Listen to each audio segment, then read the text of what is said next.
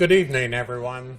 I'm Merle Wilberding, part of the Dayton Literary Peace Prize Committee, and I have the pleasure and opportunity to introduce people tonight and speak a brief moment here. This is a wonderful opportunity for the Dayton Literary Peace Prize Committee, a wonderful opportunity for the entire community to enjoy a rare opportunity. I want to thank very much our hosts for this evening, the Dayton Daily News. I see Kevin Riley here, Carla Harshaw, and Lucy Johnson. Thank you all very much. The facilities are wonderful, and we really appreciate the opportunity. Very good. The Dayton Literary Peace Prize, as you all know, we gave out the first awards 2 years ago, and this is our third year, and the experiences and the opportunities and the awards have been just wonderful. And the first year, our Lifetime Achievement Award winner was Studs Terkel, and our two award winners were Stephen Walker with Shockwave and Francine Prose with A Changed Man. And anyone who was at that event was just enthralled with their talent and their skill and wonderful writing style. Last year we had the Lifetime Achievement Award, Billy Wazell, who was just wonderful, and the Mark Polansky with his nonfiction book on nonviolence. Mark is back this year. Welcome. Thank you very much.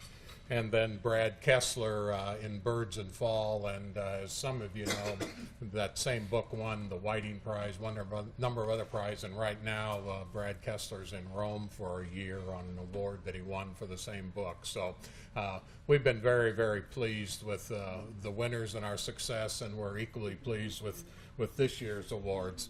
The format tonight is I will yield to Bob Fogarty, the editor of the Antioch Review, to introduce the authors and get the program going. But first I want to recognize and thank some of the members of the committee who have done special work on this. Bob Fogarty, Sharon Rabb, the chair, Mark Meister, Sharon Kelly Roth, Tom Lasley. Thank you all very much. It's been a special help, and we appreciate everyone's contribution. The other people who are here, wonderful guest, and is Edwin Moses. There's Edwin. Thank you very much for coming back to Dayton. It's a real opportunity. Edwin's mother, Gladys Moses, is here, and his guest, Judge Francis McGee. Thank you all for coming. It's a great opportunity. And with that, I recognize Bob Fogarty, or Mark Kurlansky, and with that, I'll yield to Bob. If you would start the program, that'd be great.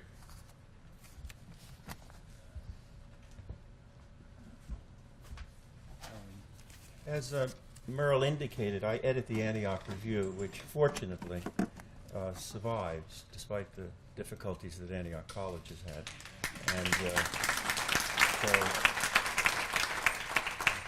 we will continue to publish, and I have subscription pamphlets like Rosicrucian pamphlets that I leave around in various places.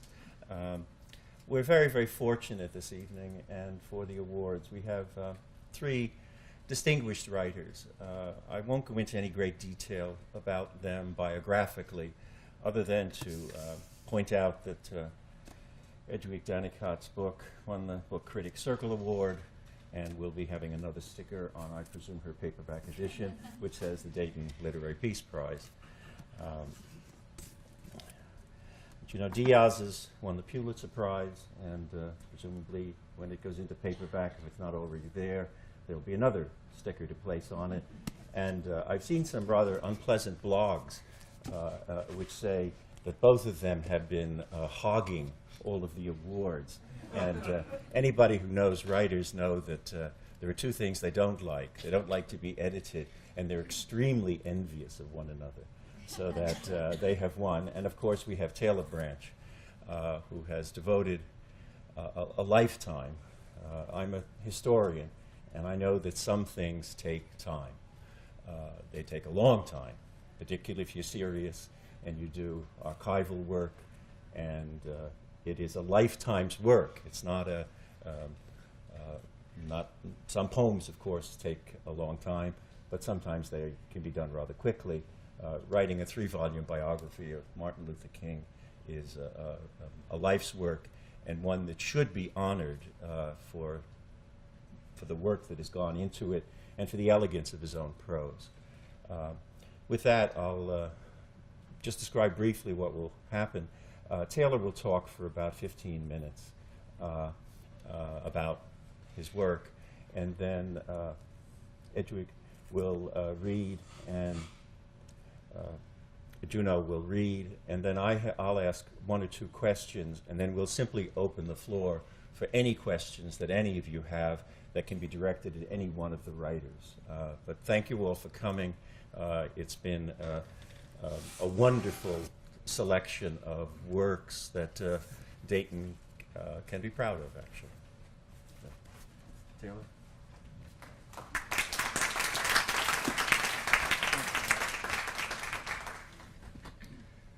Thank you. I'm very honored to be here, although I am told that the Lifetime Achievement Award is for people who are very old, and that Studs Terkel and Elie Wiesel are each 30 years older than I am. But I did work for an awful long time on the King project, 24 consecutive years on a project that was guaranteed in my contract to be finished in 3 years. So that may, if you didn't already need fair warning, take every writer's promise with a grain of salt when it comes to deadlines. I'm very, very pleased to be here. I think not only the nature of this award, everyone likes to win awards, but that the nature of this award is quite special, and I hope that you have success with the mission itself, which is to build interest in peacemaking processes in general and what they mean to the communities that work on them and what their aftermath means, that you can build something from that. I'm also happy that my mom is here, sitting over there with Edwin Moses' mom. And she's the only person that I, with a straight face and not blushing too much, could bring to a Lifetime Achievement Award. You can take your mother, and my kids just found out about it. So it is special. The work on Dr. King and the Civil Rights Movement took all of this time for one main reason. I'm just going to throw out that idea and then talk about some coincidences about the Dayton Peace Prize and the people who were here that, in my estimation, may spark just a little bit of thought about the special nature of your mission. The work took 24 years for one reason, that by the time I started it, I was convinced that in race relations, and particularly cross-racial relations, that we pay lip service to abstraction and analysis. Most of our racial discussion is in the nature of pinning labels on and analyzing large social events and what is racism, what is a militant, and so on and so forth. Quite the opposite, my own experience from childhood, because I didn't grow up in and devoted to the Civil Rights Movement. I was planning to be a surgeon and play football. Growing up in the midst of it in Atlanta with my mom and 5 brothers and sisters, non-political, in some senses even anti-political. My father used to have a saying that people interested in politics couldn't find honest work, and that, so we were supposed to work. But the movement was going on all around us. My mom was very much interested in it, carried it in her heart, but it forced its way through my formative years and changed the direction of my life's interests against my will. And what I knew from that, in other words, the freedom rides were when I was 14, the Birmingham children's demonstrations were when I was 16, a junior in high school. I was in college when the Selma to Montgomery March took place. I left and didn't work in my dad's laundry for the first summer, in the summer of 1966. Went to Washington for an encampment run by a fellow named Al Lowenstein. Barney Frank was there as a young student, just as rumpled as he is now, trying to do the bailout. And on the very first night I arrived there was a debate between Al Lowenstein and Stokely Carmichael on black power, which Stokely had just proclaimed in Mississippi 6 days earlier. So this was all around me when I was growing up. And it did kind of take possession of me and change the direction of my life's interests, so that while I was in college, I lost interest in pre-med and blew up the baby shark I was dissecting in pre-med class with cherry bombs, and started trying to study philosophy and to figure out where this movement had come from that seemed to me to pack such an emotional wallop that it could change the direction of history, but more personally for me, make me lose interest in everything else. And I read everything I could find on the civil rights movement and found that all of it, by and large, was far too cerebral. From every point of view, it was trying to analyze it. It was talking about who was militant enough or not militant enough or radical, or whether it was the economic base that looked at it, or where King had made a mistake in Albany. Many of the formulations had kind of a safecrackers conceit, that if you had just dialed to 8 rather than to 7 in Albany, that racism would have been solved and everything would have worked out. But it was a kind of an intellectual formula. Things worked or didn't work. None of this comported with my view of the civil rights movement, which was that it was a cerebral exercise connected to tremendous emotional force, but more importantly, that the narrative power of it came from the human stories and not from the analytical power of anybody's idea that they threw in the debate over race relations in the United States. What I came out of that from was, if you're looking to find where it came from and where the civil rights movement developed its power to stir things at the very root of your values, whether it's in religion or in democracy, and where they come together, you need to find human stories that make people tick. And that it reminded me that the times I really felt that I learned is when something happened to me that was so primal and so personal that I forgot all the labels that we use to massage race relations and make ourselves feel comfortable and to protect ourselves. And the longer I worked on the King story, the more committed I was to make it a storytelling history, to try to get into the skins of the people on all sides, whether it's J. Edgar Hoover or Bob Moses or Stokely down in Lowndes County, Alabama, to understand as much as you can what makes people tick. And that when you see people like that go through the cathartic moments that they go through, I think you learn, when you forget about your labels for a little bit, experience something very human, and then put your labels back together.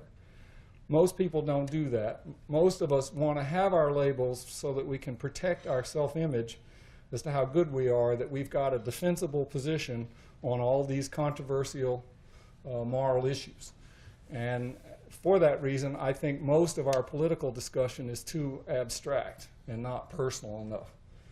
I'd been doing this for 20 years before somebody said that, that I was 2,000 years too late in coming up with this notion that in certain controversies it's best to go through stories. They said, of course, the Bible was written that way, that it conceives and purports to solve everything, every great issue from the cosmos to the nature of man. But by page 3 there, it's into fights between brothers and sons and sisters and brothers murdering one another and all of that, and that these lessons come up out of stories. So I believe storytelling history is the way we learn controversy across the lines that divide us, that enlarge our world. And certainly the civil rights movement did. When you think that Barack Obama was born on August 4th, 1961. On that day, 47 more Freedom Riders went to jail in Jackson, Mississippi for sitting together on a bus cross-racially. The country was so divided that people went to jail and to prison, to Parchment Prison, which was the maximum security old prison farm for that. And he went to jail on a day like that just for riding together on a bus. And now here we are running for president. But I think the great lesson to me out of all of this movement was that these people started a movement that rested on a people's movement, always appealing to the government. Dr. King's whole career, the movement's whole career, I have a dream that this nation will rise up. It was an appeal to the political nature of the country through the government to live out its ideals, saying America only's got one story, it's freedom. We're the only country founded on an idea, and all our history has tested what it means. And most often when it has incandescent moments, it's been over the race issue because there has been the most consistent abridgment of those ideals. And therefore, it's the greatest lesson and headlight for what America should mean to the world. But we don't always understand and appreciate that to this day. I still think that our politics and our history is fundamentally disjointed to this day because we have no true appreciation for the level and the nature of freedom that was let loose and set into motion in the 1960s by a movement led by black people for the benefit of not just black people in the United States, but white people in the United States and people all around the world. That the civil rights movement went into South Africa and to Berlin Wall, where they were singing "We Shall Overcome." When the Berlin Wall fell, 15,000 nuclear warheads, mountains of Armageddon built, and not a single shot fired. And nonviolence took down the Soviet Union. And in Tiananmen Square, they modeled their demonstrations on a sit-in. People were killed. It was the influence and the inspiration. It didn't change China, but it was not forgotten. And eventually it will come back. It's the same sort of thing. And it's that belief and that nurture that our country is numb to, because for most of American culture, that democratic push was foreign. It was alien. Walter Cronkite and Britt Hume and all of the people who were junior journalists didn't know what was going on in the movement. Therefore, they didn't have anything invested in it, and so they don't have anything invested in the nature of freedom that's let loose around the world. Consequently, the dominant idea in American politics ever since the 60s has been that government is bad and that politics is limited and that you better stay out of it. And then the notion that that level of freedom was let loose in the world and by a movement of enormous discipline. Nobody has more discipline than a freedom rider looking at somebody prepared to kill them and saying, I have the discipline to take these blows because I believe that we can create common citizenship out of the witness for the discipline that makes America so unique, that we can be self-governing and that we can establish public trust together. It's an extraordinary witness from the classical civil rights movement, and it is precisely what you need to make peace and to extend democracy into the world. And on that spirit, I just want to stop by saying it's a great coincidence for me to have here, I'm now writing a memoir of my time while I was finishing the King book. I had a secret project that's still been secret to keep a diary with an old friend who became president, Mr. Clinton, and I would go down and sit with him at night and record what was going on.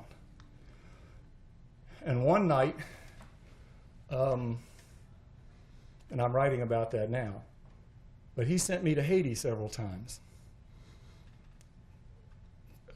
because I knew President Aristide. And through that, I saw a president wrestle with the notion of how do you restore democracy at all to a nation like Haiti when Americans don't care. We actually had one of our sessions the night before he gave his speech sending American soldiers into Haiti. He said we have 8% public support for it. We will be impeached. I've been warned that I will be impeached if there are any casualties. That's a long story, but what he came out of that was that the purpose of America is to try to, Haiti has had 2 centuries of tyranny, and our history is implicated in it. We have been part of it. We can be part of the solution. It's not going to be easy. It's a tremendously difficult intellectual and political challenge. Even if your whole country was united, how can you help other people do things that your own ideology says depends on self-government, that the Haitians essentially have to do it themselves? But can we help? And can we use violence, meaning U.S. soldiers, to help incubate and restore and sustain the respect for elections that got started in Haiti out of a nonviolent movement to have the first president elected and stay in and leave office? And he felt that this was a great political task and a great moral task and a great intellectual task, and that democracy has always been a great challenge to the philosophers of the world. It's just that when the founding fathers did it, they recognized it for that. They said, this is really tough. We're trying to do something that hadn't been done for 2,000 years, and there's a darn good reason. And they consulted every book they could find in the world and every history book, and they struggled with it, and they said, we're doing something that rests on the common wisdom of the people reading the newspapers and the Federalist Papers and the best philosophy we can get. I think that all of that is still true, but sadly forgotten. In other words, that democracy is still a tremendous intellectual challenge for the world that is neglected everywhere from TV and Main Street to the common universities. What is the role of violence and nonviolence and power? How do we go about creating it? How do we understand it? That's why I think it's another great coincidence to be here with Mark Polansky, who's trying to make nonviolence an academic discipline on par with philosophy and history and everything else, because it's at the core of our political philosophy. Democracy is a system of votes, and votes is a system of nonviolence. So that's all it is. If you're trying to establish it, you're trying to establish nonviolence, and you're trying to believe in its power if you're not a hypocrite and just see nonviolence and democracy as window dressing for military power. So it's a profound intellectual challenge. As a writer, it's a wonderful emotional challenge to get into the stories of the people who are making contributions at the very core of what makes American history about freedom. So it's been a great privilege for me. Clinton also talked about Dayton. I was there the night before the Dayton Peace Accord was reached, and he was agonizing on the phone with Secretary Christopher.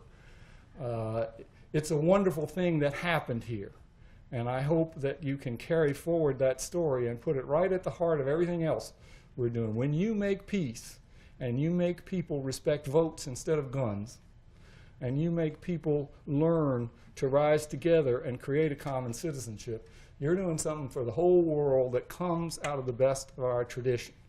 And the whatever literary acclaim or flame that we can light for that is well worth it, and it has been for me.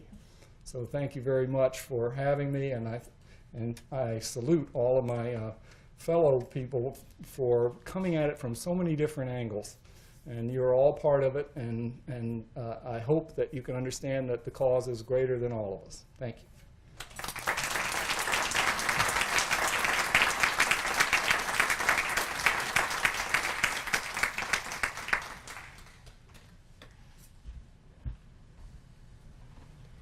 Good evening.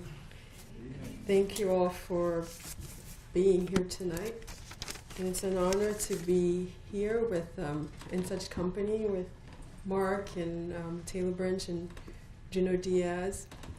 Juno and I are old friends. Mark and I are old friends through his work, and I think we might have been on one of those Haiti trips together with Jonathan Demme, perhaps. We worked, we'll have to talk privately about this, but I think we worked, when I worked for this production company that was trying to make a film out of the books, and I don't, there were days when we were all consumed in Taylor's work, so it's wonderful. It's a wonderful coincidence also to be here with you. A couple of years ago, I wrote a short story collection called Creek Crack, and there was a story in it called The Missing Piece. And it was about a young woman who lived in this small town in a province in Haiti. And the night that some of what Taylor was talking about, that the regime had changed, there was a coup, and she hadn't quite heard about it.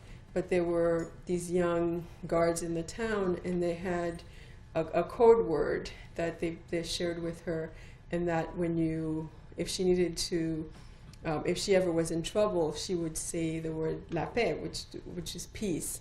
And so the whole idea of the story was traveling blindly, or in some ways the road to peace. And the story ends with her finding out suddenly that also then the password had changed without her knowing. And so and the idea of it was how we can go forward, sometimes arrogantly, assuming that we will have peace, and then we tumble into these other situations, like we did into this war, and other times where peace can easily be taken away, and peace of mind, peace of belly. And one of the things that former President Aristide had, one of the things that he said, whether people agreed with it or not, what he used to, one of his slogans was la paix en tête, la paix en ventre, peace in the head, peace in the belly, and that, and I think that's a further notion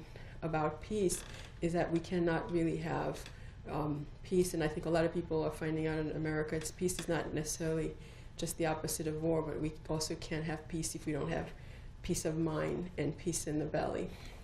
I will read two very short excerpts from Brother, I'm Dying, which I hesitate sometimes to call a memoir. I call it a noumoir, more like a ouimoir. And it's about three things. It's about my uncle's death in immigration custody, and it's about my dad's death from pulmonary fibrosis, and my daughter's birth, which happened all about within the scope of 1 year.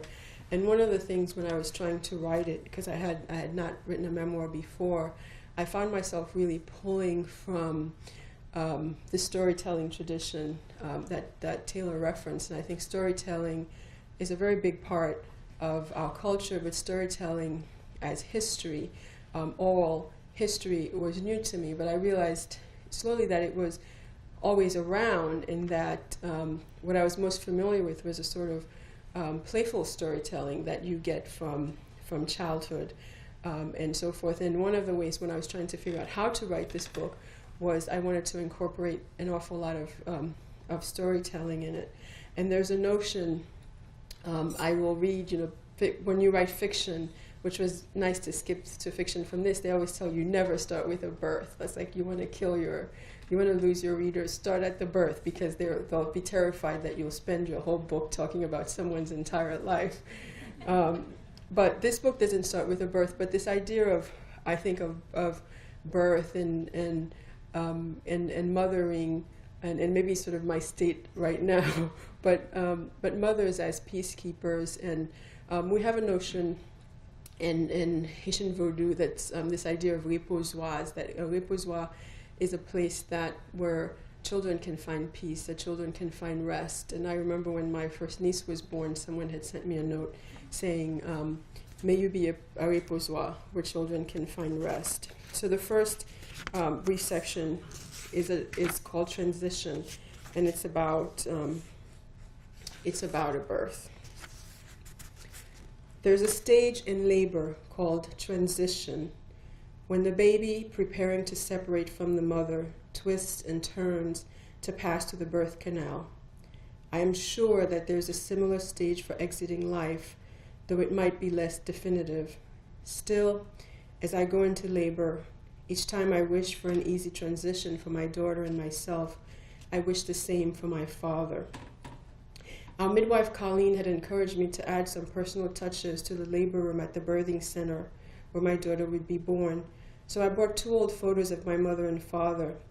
In his picture, my father is handsome, serious-looking, 26 years old.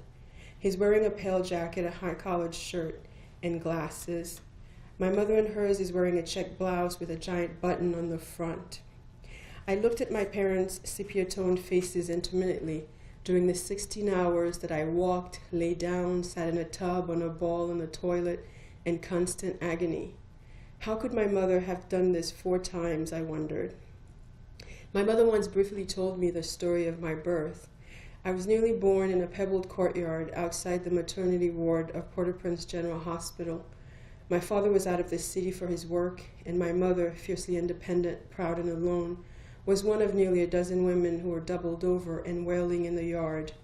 There were too many of them and not enough doctors. No one examined her until her baby had crowned. During her 4 hours of active labor, my mother tried very hard not to wish death upon herself. She staggered in and out of consciousness until a doctor finally surfaced and rushed her to the delivery room. When my daughter was born, her face blood-tinted, her eyelids swollen with tiny light pink patches that Colleen, the midwife, called angel's kisses, her body coiled around itself as if to echo the tightness of her tiny fist, I instantly saw it as one of the many separations to come. She was leaving me and going into the world where she would spend the rest of her life moving away from me.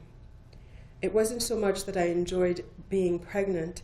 I simply liked the fact, I told the midwife, that for a while my daughter and I had been inseparable. Looking at her tiny face, her bow-shaped lips so red that her father said she looked like she was wearing lipstick, I remembered a message a girlfriend had sent me when my first niece was born. May you be a reposoir, she'd written, a place where children can find peace and rest. I needed to rest myself, but I also wanted to speak to my daughter, cradle her, sing to her, inhale her mixed blood and soap smell, watch her ever so slightly open her eyes and tighten her mouth as she tried to make sense of all the new sounds around her. I thought she most resembled my mother and pointed at the picture to prove it, but I also saw traces of my father, who my mother says was too frightened to hold me, and my brothers when we were children. One day my daughter might return to Léogane or to Bel Air to declare in accented words that she had refound her family, I thought. She might be honored by their nods of acknowledgement, the way they'd be forced to content. Of course, I see the resemblance. You do look like your great-grandmother's around the cheeks. And hopefully those cheeks and her forehead would gain her entry. Looking into my daughter's eyes, I thought of my mother who had faced these first hours alone after I was born. She had been made no promises, been offered no guarantees that either she or I would even live past that first night. If something had been ruptured inside of her, no one would have noticed. If something had been broken inside of me, perhaps no one but my mother would have cared. My daughter's quiet yet well-monitored first night was perhaps the one my mother had dreamed for me, for herself, a dream of words, kisses, and flowers. What have you decided to call her? Asked the midwife. My husband and I had discussed it. Mira, I said, for my father. After patiently waiting for his turn to hold her, my husband held out his hand. I was reluctant to let her go. Hopefully I'll have an uninterrupted lifetime with her, I thought. A lifetime to plant some things that have been uprooted in me and uproot others that have been planted. But surrender her I did.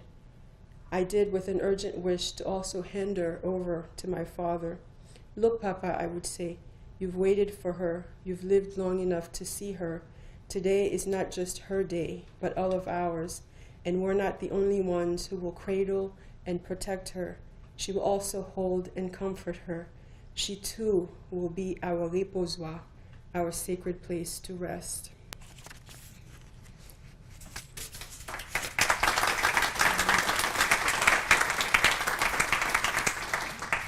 This one is very short, but it's about storytelling, and it's a story that after my uncle died in immigration custody really kept coming back to me, and it's a story that my grandmother used to tell about silence, and the idea of it. And I think sometimes people think that peace is just sitting down, sort of laying down.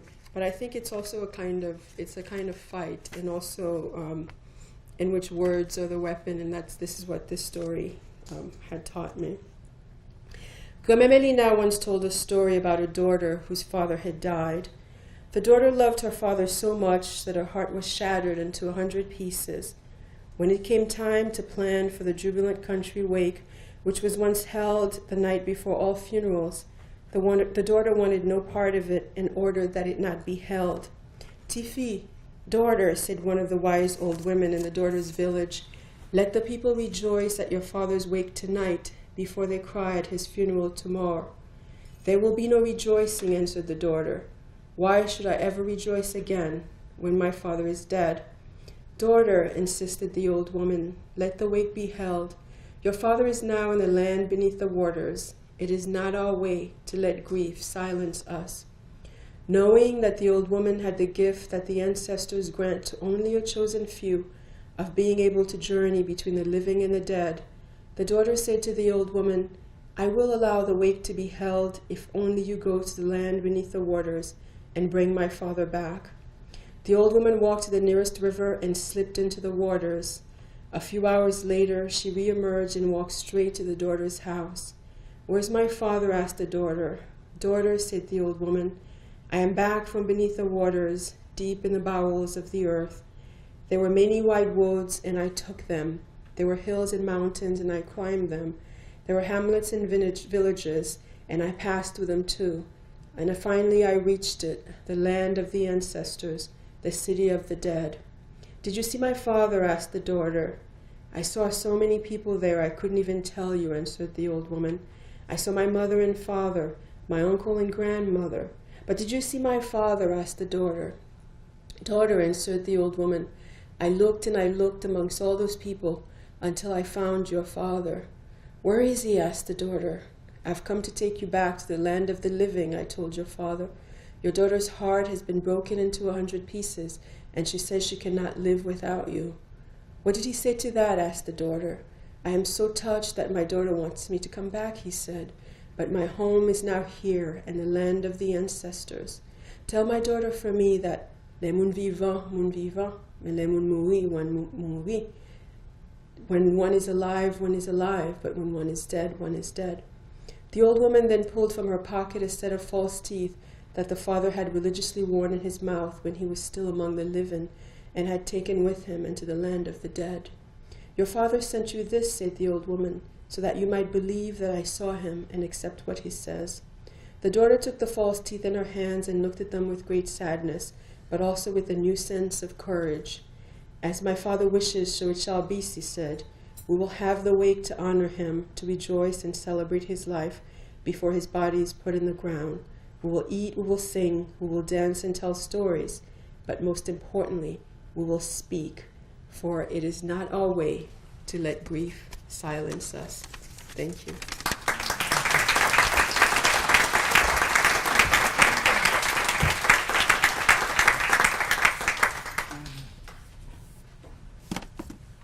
How are you guys doing? Yeah, you haven't spoken in like 40 minutes, yeah? Starting to feel like a campaign. Yeah. Yeah. So how, I just got in here, so my sense of the area is incredibly limited, yeah? So, is Ohio's one of the swing states, yeah? This is the word, yeah? How's it looking? What are the numbers? Say again? You guys are very sick, but it's okay. It's all right. The whole nation is afflicted with enormous, I don't know how to describe this, what we're currently suffering from. Wishy-washiness, yes. The kind of wishy-washiness that gets thousands of people killed, but yeah, it's not a bad way of looking at it. Yeah, it's the W squared syndrome. Yeah. No, I'm curious. I've spent the last few weeks on the road. Yeah, I had to do a book tour. I feel like I've been in almost every state, and you would really not think that we're involved in a war, or that the entire economy has jumped out of a 40-story window. It's extraordinary what Professor Branch was saying about the way people use their narratives to remain impenetrable. You know, the idea of a belief of an evidence-resistant belief system, I think, has become like the foundation of or has become the basic the baseline of the American character these days. And this, I don't know if anyone else is I'm not that old, but I'm not that young. Yeah, and I'm 40 years old, an immigrant from the Dominican Republic. And I thought I had seen some very weird shit, man. But this is probably the weirdest stuff I have ever seen. You know? So I'm hoping that we're all, in the name of what we're all here gathered for, are keeping journals. Yeah? I think the one thing that drives anyone who's has even the most remote historical interests is how little how few time witnesses there are. And I'm telling you, you may not be a writer of any form, but the future will need your impressions of the now, perhaps more desperately than you could imagine. These are bewildering times. And while we have an incredible raft of professionals who are providing us with records of what we're currently enduring, we're going to need a lot more than that. And so the one thing that I've been trying to encourage, that I have been encouraged by my mentors, is that these are the moments where we most exigently need non-expert time witnesses, where we require the witnessing of people who have nothing professional at stake at it. Yeah. And so, yeah, so it's a long way of saying, I wonder if we're really fucked or not. Yeah. But I think things will turn out okay. The eternal immigrant, which believes that we'll work it out. You know, we'll really work it out. I have 2 nephews in Iraq who don't agree with me. You know, they're in Iraq and they watch the news coming over, and they're like, has the basic IQ halved since we've been gone? You know, because of course they're seeing a very different thing over there. So I wanted to thank y'all for coming out and for supporting such a tremendous prize, and such a tremendous ideal. Yeah, I mean, the thought that you could get a list of things that we recognize in this country, all sorts of things that we recognize, but peace being perhaps the most necessary, and I would argue, for me, most interesting. And here we are at the one place in the country that actually does that actively, and it's an extraordinary thing. It's an extraordinary thing, and I can't imagine it could be celebrated enough. So no matter what you do today and where you go, or what your sort of the inclination of your organism is, you should really celebrate this institution that you've created beyond the ritual that we're going on right now, because it is it's a stupendous thing. It is a stupendous thing. Yeah, if we had one in each state, we would be very different people, and probably we'd be cuter too. Yeah, these worry lines. Okay.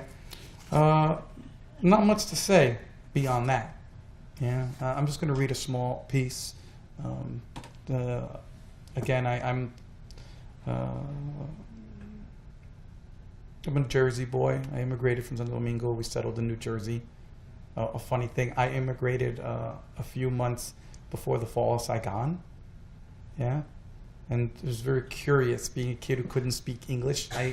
I was completely convinced that my siblings, there was 5 of us, we were convinced that Saigon was somehow connected geographically to New Jersey. because the news was nonstop. So of course we were little kind of kids, didn't know anything. But yeah, I hold that into my mind of how the child's imagination makes connections, which as artists we have to work incredibly hard to make. So I'm just going to read a small piece set in New Jersey. Yeah, you don't need to know anything except it's the second person. And the you in the story is a 12-year-old Dominican girl named Lola. And that's it. Okay? Unfortunately, it's very short, and I don't know what the hell it has to do with peace, but it's the only thing that won't torture us. Yeah? So do what you will with it. All right? It's called Wildwood. It's never the changes we want that change everything. This is how it all starts, with your mother calling you into the bathroom. You will remember what you were doing at that precise moment for the rest of your life. You were reading Watership Down, and the rabbits were making their dash for the boat, and you did not want to stop reading.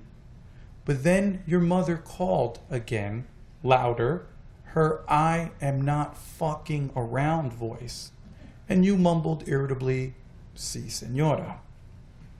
Your mother was standing in front of the medicine cabinet mirror, naked from the waist up, her bra slung around her like a torn sail, the scar on her back as vast and inconsolable as a sea. You want to return to your book to pretend that you had not heard her, but it is too late. Her eyes meet yours, the same big smoky eyes that you will have in the future. "Ven acá," she commands. Your mother is frowning at something on one of her breasts. For the record, your mother's breasts are immensities, one of the wonders of the world. The only ones that you've seen that are bigger are in nudie magazines and on really fat ladies. They are 36 triple Ds, and the areolas are as big as saucers and as black as pitch, and at their edges are fierce little hairs that sometimes your mother plucks and sometimes she does not. These breasts have always embarrassed you, and when you walk in public with her, you are always conscious of them. After her face and her hair, her chest is what she is most proud of. Your father, your mother likes to brag, could never get enough of these. But given the fact that he ran off on her, it seemed in the end he could, yeah? You dread conversations with your mother, those one-sided dressing downs. You figured that she has called you into the bathroom to give you another earful about your diet. Your mother's convinced that if you eat more plátanos, you will suddenly acquire the same extraordinary, train-wrecking secondary sex characteristics as her. Even at that age, you were nothing if not your mother's daughter. You were 12 years old and already as tall as she was, a long, slender-necked ibis of a girl. You had her green eyes, clearer though, and her straight hair, which makes you look more Hindu than Dominican, and a behind that the boys have not been able to stop talking about since the 5th grade, but whose appeal you do not yet understand. You have her complexion too, which means that you are dark. But for all of your similarities, the tides of inheritance have yet to reach your chest. You have only the slightest hint of breast. From most angles, you are as flat as a board, and you are thinking that your mother is going to order you to stop wearing bras again, because in her words, they are suffocating your potential breasts, discouraging them from developing.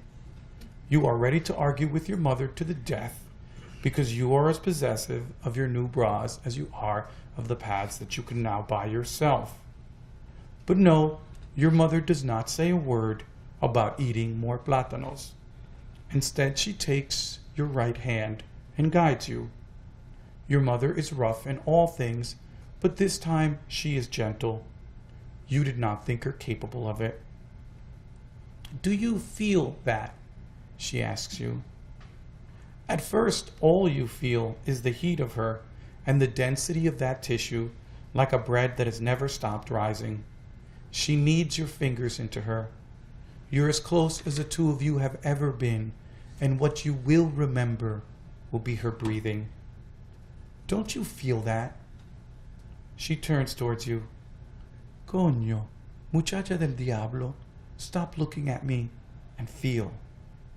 So you close your eyes and your fingers are pushing down, and of course you are thinking of Helen Keller and how when you were a little girl you wanted to be just like Helen Keller, except a little more nunnish, yeah?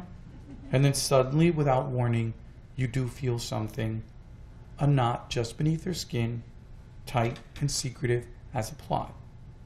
And at that moment, for reasons you will never quite understand, you are overcome by the feeling, the premonition, that something in your life is about to change. You feel you become lightheaded. You can feel a throbbing in your blood, a beat, a drum. Bright lights zoom through you like photon torpedoes, like comets.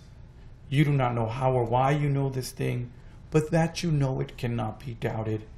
It is exhilarating. For as long as you have been alive, you have had bruja ways. Even your mother will begrudge you that much. Hija de Liborio, she called you, after you picked your Diaz winning lottery number for her, and you assumed Liborio was a relative. That was before you started going back to Santo Domingo, before you found out about the great power of God. I feel it, you say, too loudly. Lo siento. And like that, everything changes. Before the winter is out, the doctors remove the breast that you were needing, along with the axillary lymph node. Because of the operations, your mother will have trouble lifting her arm over her head for the rest of her life. Her hair begins to fall out because of the chemotherapy, and one day she pulls the remnants out herself and puts it inside of a plastic bag. You change too. Not right away, but it happens. And it is in that bathroom where it all begins, where you begin. That's it. Thank you.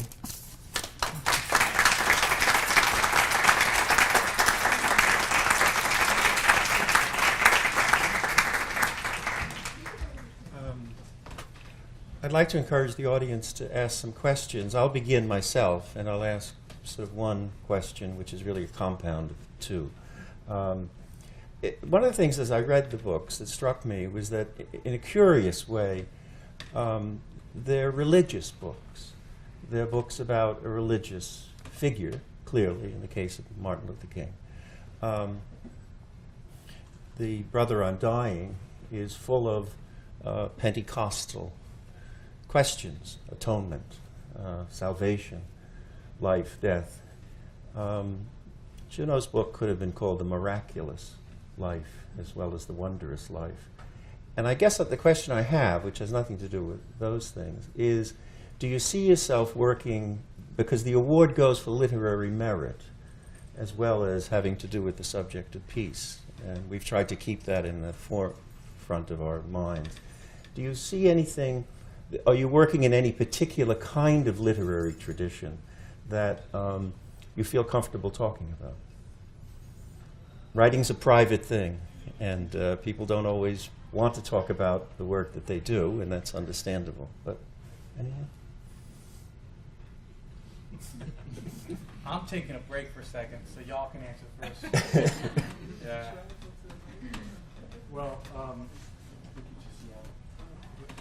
they filibustered on me. I don't see myself writing in the literary traditions, particularly in nonfiction. I've always had a belief, since I didn't grow up intending to be a writer, and my career is, I kind of backed into writing because I couldn't figure out whether I wanted to go into political activism or into political philosophy, and what I saw of academics and activism made me like each one less. And so I got into journalism, until I could grow up and decide what I wanted to do, and was in journalism for so long I figured I couldn't make a living at it unless I started writing books. And I was naive enough that I saw writing books as really a writer is a fiction writer. And it was but the idea of being a fiction writer was terrifying to me.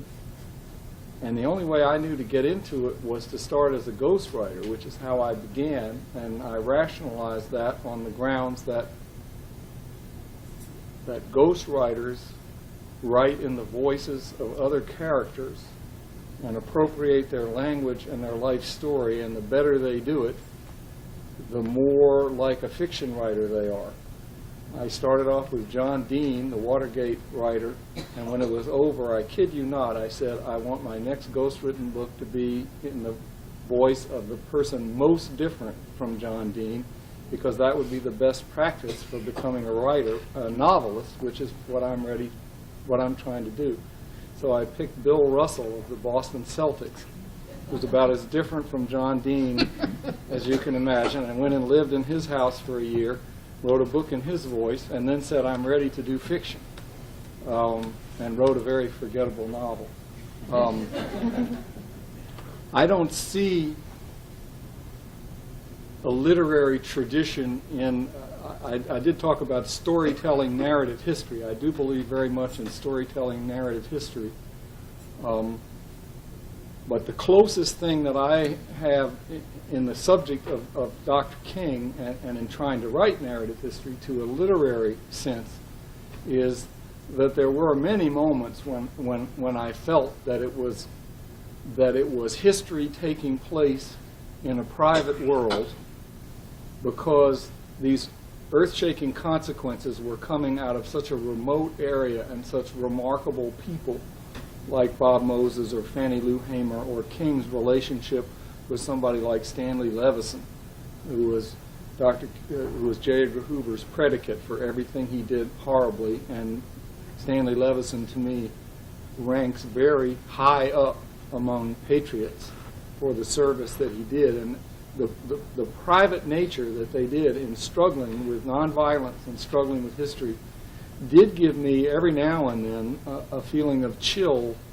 that was pretty close to religion. And Martin Luther King, of course, actively saw him, I mean, the range of his acquaintance from Thich Nhat Hanh, the Buddhist nonviolent theorist, to Abraham Heschel, for a Southern Black Baptist preacher 40-something years ago, is pretty darn remarkable. And Heschel and King came together almost instantly in a common bond over one notion, which is that the roots of democratic theory are religious. Heschel believed that the roots of the democratic idea of equal citizenship came from the Hebrew prophets, who were the first people to say that all souls were equal before God, and the prophets were the first people to say that kings would be measured by the way they treated widows and orphans, which is an idea you can see in Isaiah. That's 800, 700 BC. So there are times when it is remarkable to see these people who on one level are trying to decide whether to go to jail, but on another level are wrestling with very profound ideas at the juncture of democratic theory and religious theory, that there's a spiritual nature there. But for me, the only literary tradition is to follow the stories, and sometimes they resonate pretty deeply. I'd like to think in the writing of this book that I was working within the old tradition, the storytelling, but also trying to do what you had both mentioned, and exploring what an individual story means in this larger frame.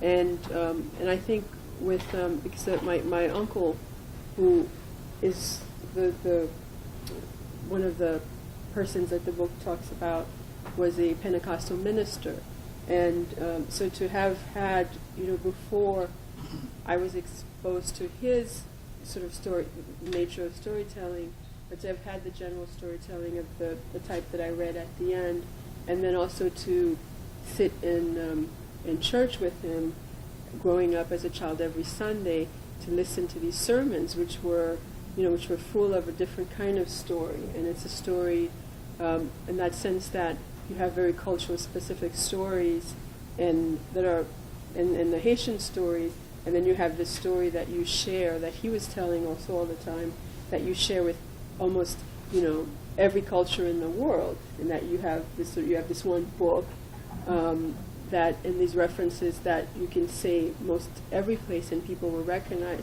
So for me, when going over, certainly even thinking about when he gave a sermon about love and having this, this text to pull from for all these great subjects, and it was, and my uncle also had cancer at some point and was not able to speak, which for a minister is very traumatic, and then at some point got a voice box. So this idea of, the preaching and being exposed to, growing up to both these ways of storytelling, and then at the end when he died, when my uncle died, and just going over that as a person who became a writer and examining, well, what did that all mean and what did I get out of that? And I think part of, in this particular book, I felt like that's what this path that I was trying to follow, what stories meant to him, who was trying to communicate repeatedly really something to somebody else, to a group of people all the time, and what stories meant to him also as to me as a child to whom a story was a gift, was something that was pleasurable, even though he thought the sermons were pleasurable, but there's football going on, so I'll stop. It's Ohio. It comes on automatically. Miraculously. Do you want to say anything or not? You can pass. Yeah, I think I'll pass. Otherwise, we won't hear from you guys for another 4 weeks. Anyone have some questions? Audience. Mr. Branch, I've enjoyed your work for many years, and I heard you mention about your memoir you're working on and discussing the Haitian issue. And I think one difficulty that we see and have seen for the last decade at least in talking about black countries, particularly in Central Africa and specifically in Haiti, has been the fact that we tend to focus in terms of our narratives when talking about what's going on in the countries. We tend to focus on the sort of operational dysfunction of the society, the people, the struggle. And I think one thing that would be important in terms of your discussion of it, particularly since you are so rich in constructing stories around, which tell the narrative of the people, is to give some insight into a longer or broader narrative around the Haitian story, what it would mean to come into birth as a nation at a time when slavery was universal, enslavement of Africans. The fact of the ongoing complexities have largely been contributed to by, from that time forward, collusive chaos created by colonial and then post-colonial powers to keep these countries in some sort of chaotic state. So therefore there's a give and go. Because very often it gets decontextualized and they look so specifically at the country itself. There's not very much recognition of the fact that these things don't just happen by themselves. So I would just suggest or just hope that you'll be able to bring in a broader context or the complexity in that particular scenario. Well, I really appreciate that, and since you're talking about literary tradition, this is a different. What I'm doing now is I've never done anything like it. And I only did this Clinton thing to compile a historical record. I would have done it for anybody, but he asked to do it. Now I'm writing a memoir about trying to compile a historical record. I've never written anything like it for a number of different reasons. One is I'm writing about myself. There are only two of us there. It's usually midnight, late at night, in the middle of, and he's talking. So it's like a two-person play, except one is you and the other is the President of the United States, and the interest is in the President of the United States, and you're there to bring some light to it and some context, because he's telling these stories. But he's telling stories about hundreds of subjects, one of which is Haiti. And how do you put the context that you're talking about there for a general reader? And of course, this is what makes my whole career is, I believe you have to earn the reader's trust on every page. The reader doesn't have to read this, so you've got to figure out a way to make this story rushing by about Haiti make a connection to a reader based on your assumption about what the reader knows about Haiti going in. And that's an enormous challenge, but I accept what you're saying, because I don't think that Americans will connect to Haiti unless they connect to the lost past that we have there in a very rich sense. I mean, we owe a lot to Haiti. I mean, for openers, Haiti gave us the Louisiana Purchase. We wouldn't have the western half of the United States if it weren't for Haiti.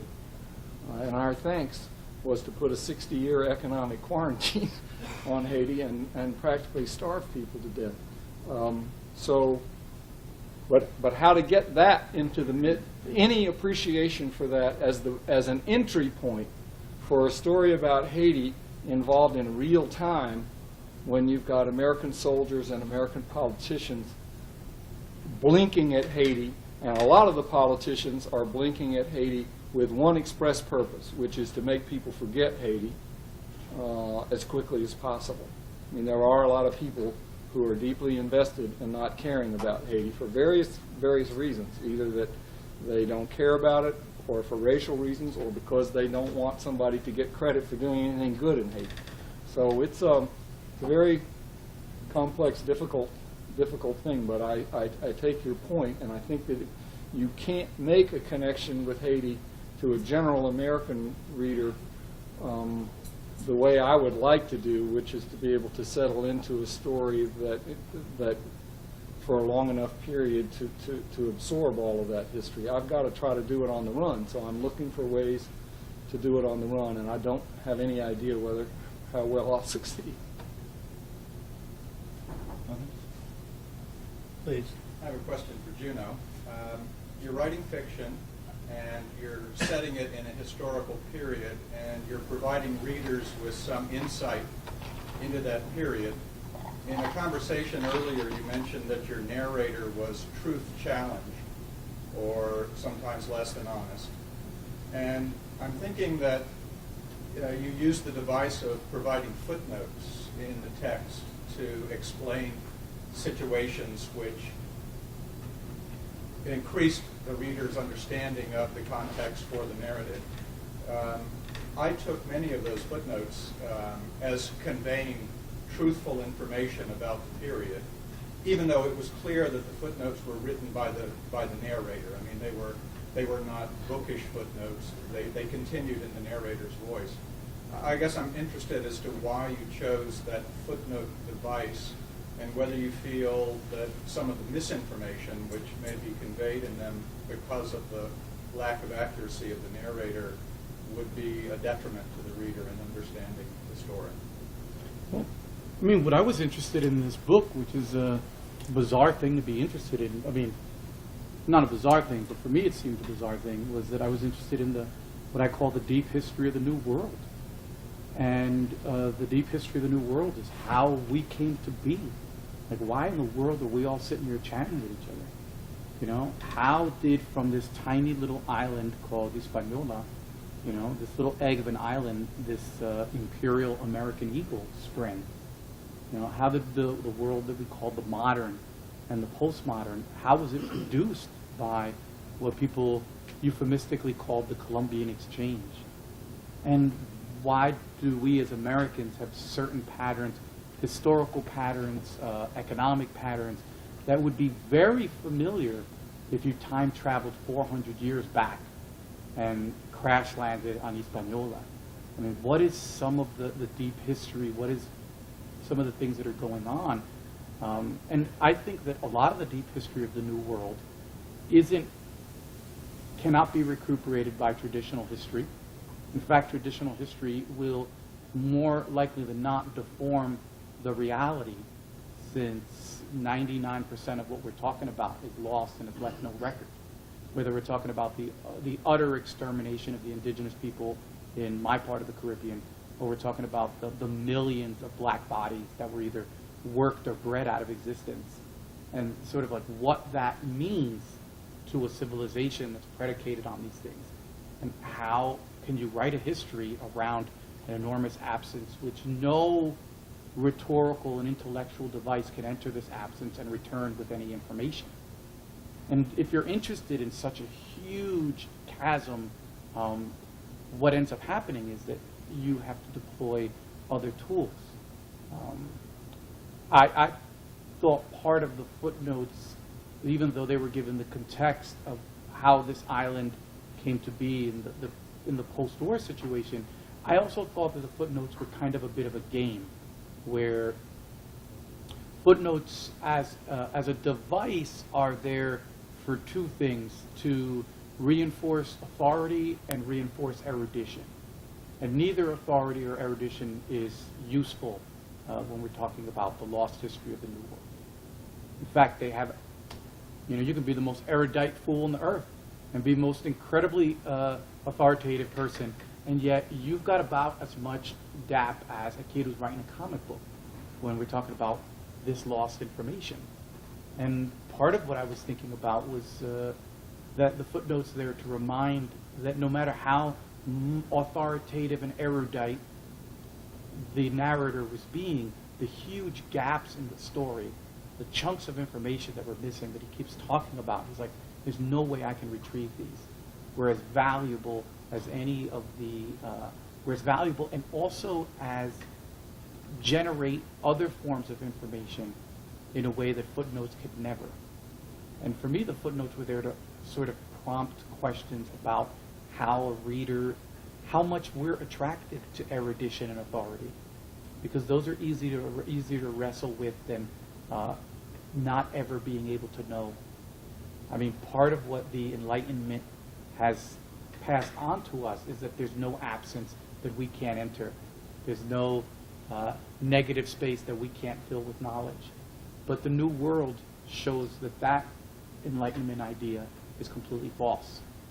That there are ways to exterminate and destroy that can never be recuperated. And the only way to deal with those gaps is through things that have nothing to do with erudition and authority, things that have to do with imagination, things that have to do with play. And in some way, the book was sort of setting up the footnotes as kind of a battle between, the standard techniques of understanding the Caribbean and the only techniques that I believe, and certain other scholars believe, that you can possibly get at some of the information that is gone.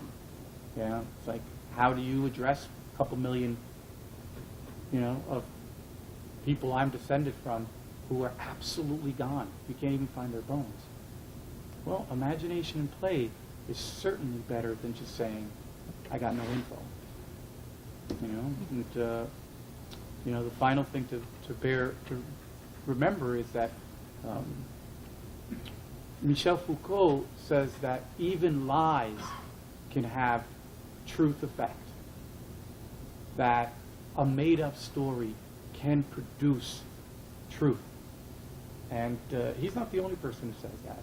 I think that when you're dealing with a history of enormous absence, you begin to discover that the truths that you're seeking can be found more in play and the make-believe than in what I would call the authoritative and the erudite. One more question. I think there's going to be a sign.